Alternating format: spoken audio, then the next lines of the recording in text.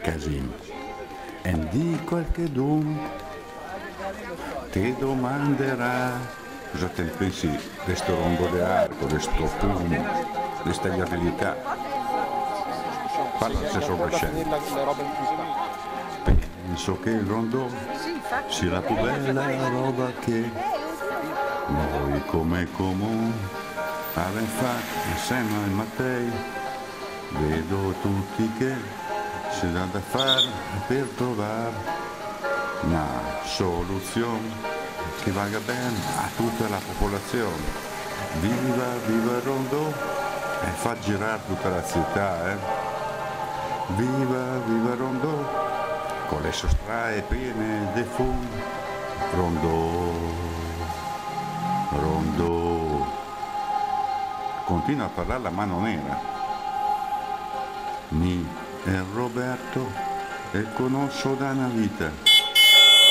Lei è un buon putela, E studio proprio vicino al mio. Mi la ciappa a mezzo a una storia che non gli c'entra.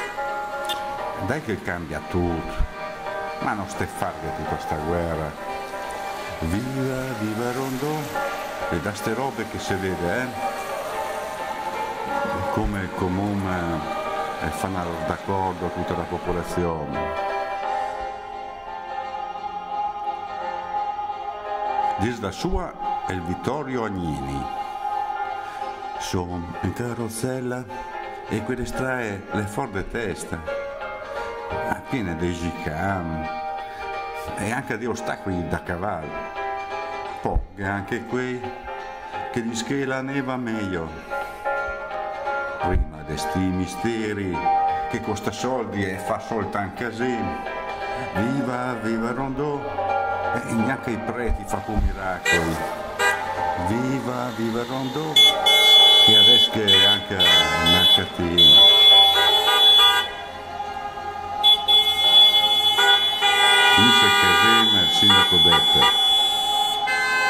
C'è il referendum che così la Moccanchì con tutte queste proteste che non si sa mai più gestire.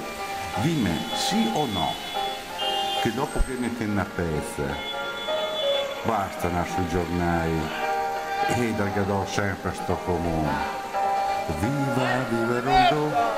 È un bel progetto, mi piacerà. Viva, viva il rondò, zamai la vencia panel. Viva, viva il rondò, è un bel progetto, mi piacerà. Viva, viva il rondò, che zamai la vencia panel.